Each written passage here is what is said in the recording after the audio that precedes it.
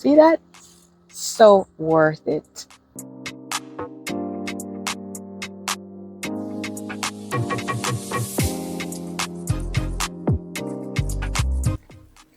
Lowe's has annuals on clearance.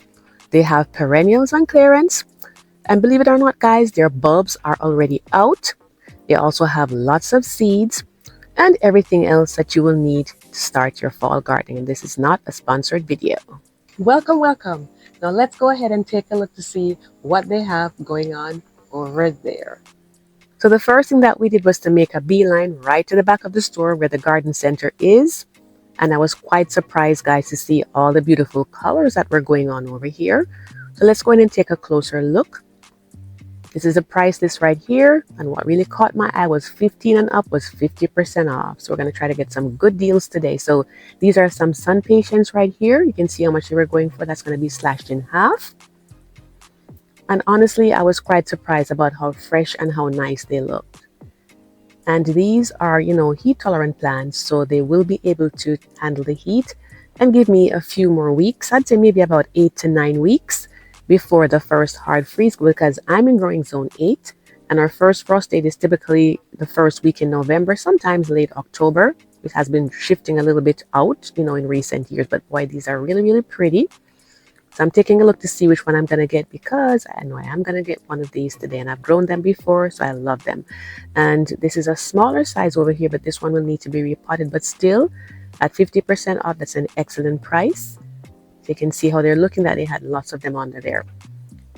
What I will say is, I would say try to get there early, maybe by 10 o'clock at the latest. If you can go earlier, even better, because you want to get the best pick of what they have, because the longer you wait, the more they're going to get picked over. And even as we were there, we got there maybe like about 10. We could see people coming, and some of them were actually leaving with stuff already. So the earlier the better. If you can get there at 8 o'clock, more power to you. So this is the one we decided on. So this little one is going to be coming home with us. My husband is only holding it up right there. We're going to go ahead and put it on the shopping cart. So score on that one. Over here now, they had some beautiful moss roses, portulaca, and I think this is so beautiful. Lots of bright colors, and it loves heat. Does need a lot of water, so it's a great pick. You'll have to look though to see, like which ones are the better ones, because some will be in better shape than others. They just need some time though to just get a little deadheading, a little reviving. And over here in this recent video, I talked about how to care for this wonderful plant. You can see how beautiful they can look, and I'll leave it in the description box if you wanted to take a look at it afterwards. Over here, these are some caladiums, and I will call these perennials because, they will come back depending on where you are. For me, in my growing zone 8, if I just wait until they dry down, I can just get maybe like about 2 inches of mulch to cover them over, and they come back the following year. If they're in the ground or very large containers, smaller ones, it's kind of iffy right there. Or you could just take them up, and in that case, you plant them back in the spring. These over here, these are lantana, and I love them. Butterflies love them. Hummingbirds love them.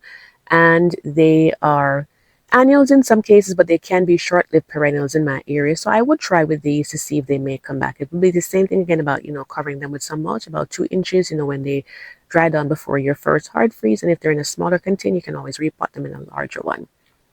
These over here, these are Mexican heather.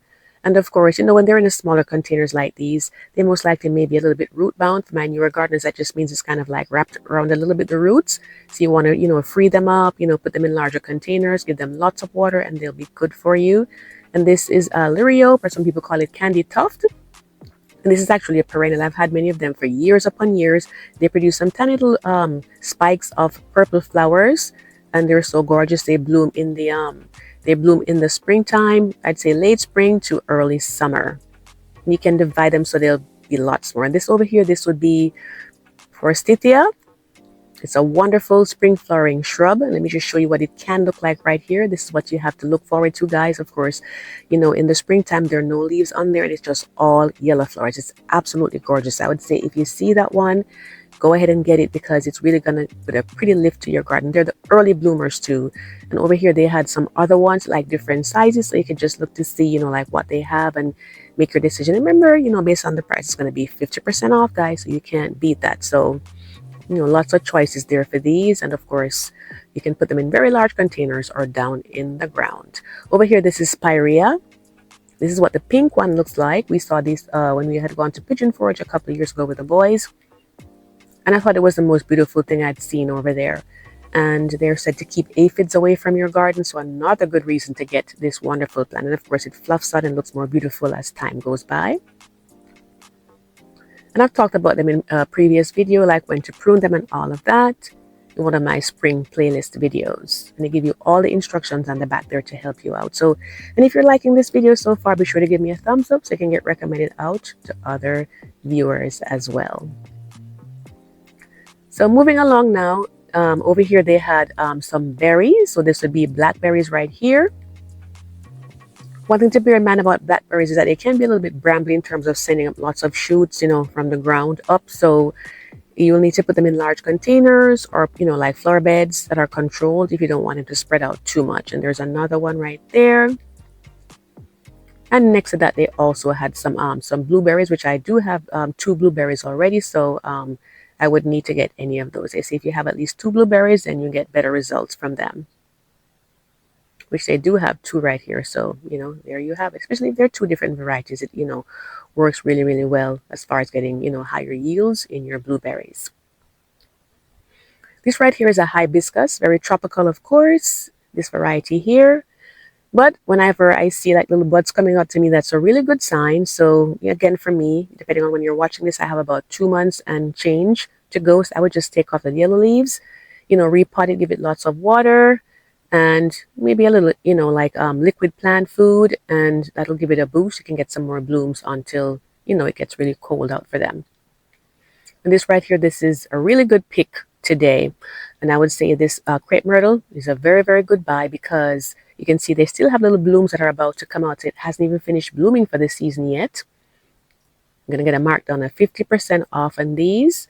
And it's a beautiful color and manageable size, because the one we have had now is maybe like about maybe 18 years or so. I've done videos on that as well too, and it's started off a little bit smaller than that, and it got so large over time. And of course, you know, they will have larger ones for you depending on how much you're willing to spend. You can get the larger ones, so you can get to a taller place, you know, more quickly. But of course, they will need to be pruned back in the late winter so that they can be at their best. Some people don't prune them at all, but I prefer to prune them, but just not to, you know, chop them down too far down, because that is really not good for them. And we talked about that in a previous video where we, you know, told the best time to have them pruned back and all of that. So I would say go for it. If you see these and they're looking nice and fresh, I certainly would go for them. And over here, this is actually willow oak. One's near my sister's home. And I always wondered what it was, because I saw like little acorns, you know, like in the fall, you see little acorns on the farm. Like, is that an oak tree? Because the leaf surely doesn't look like one. But it says willow oak, so I'm guessing it is in that family. And over here, they had some, these are some ornamental grasses. They're annuals though, but so it's not going to go too far. But I would say if you like to decorate, you know, like your home for fall, I should say your garden or your porch for fall, these look very, very good with your fall arrangements, you know, like your little scarecrow and, you know, autumn leaves and stuff like that. So this is our little guy over here. We're going to go ahead and we're going to take, or I should say take her. We're going to take her with us. We're going to go on inside the store. And just to say that right here, deadheading is so important, you know, to get more blooms and even just to tidy up your plant. And in this recent video, we talked about 14 different flowers. So I'll link it at the end if you wanted to take a look at that when you're finished here. Just wanted to take a moment to invite you to subscribe if you have never done so before. We do all things gardening. We do DIYs, we do tours, we show you what's at the garden center, and go over tips from time to time. So if this is something that you will like, be sure to join us.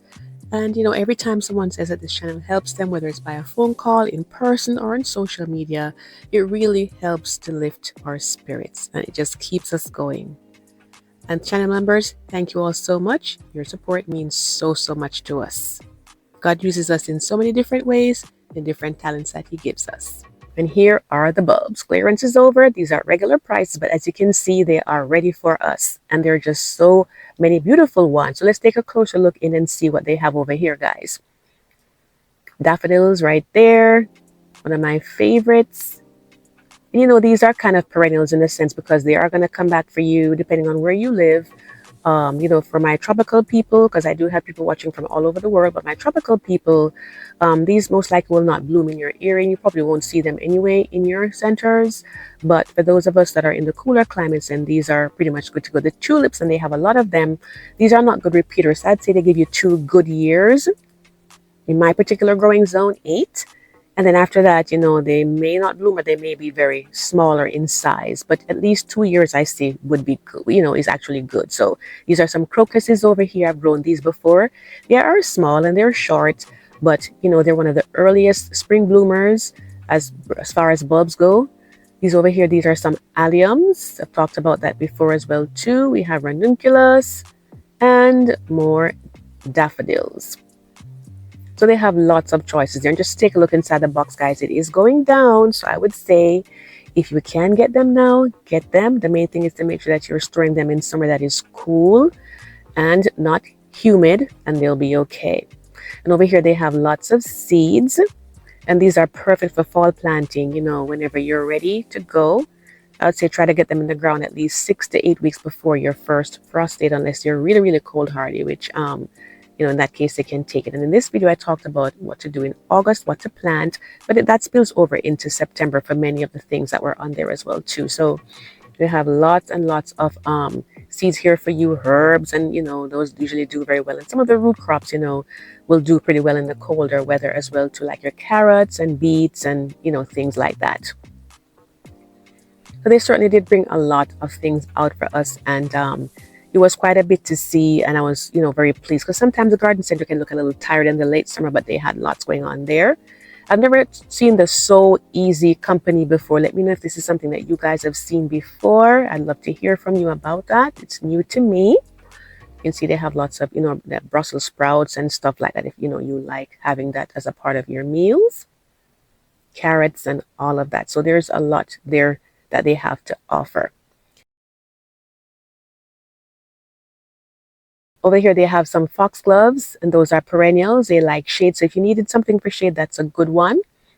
And over here, they have a little kits for you. You can start your seeds off in those whenever you're ready. And everything, they give you lots of details, on the labels that are on there that tells you, exactly what to do. So they do give you, they try to make it easier for you in terms of doing all that. Or you can just use your starter mix and put them in larger containers. It just depends on what works for you. But let's take a look now and see what we actually got. $12.49, guys. I still can't believe it. Just look at it. Gorgeous. It's beautiful. See that? So worth it.